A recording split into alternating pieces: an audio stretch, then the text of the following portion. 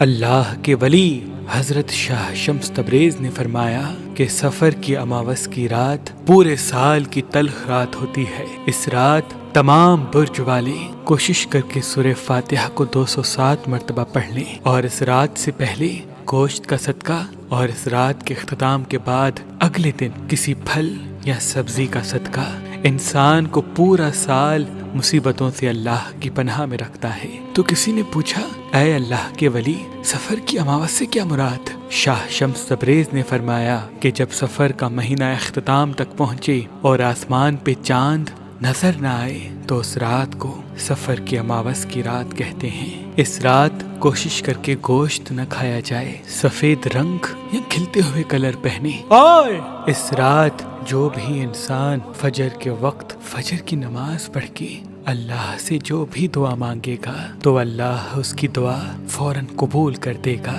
اور اس کی ساری پریشانیوں کو ختم کر دے گا۔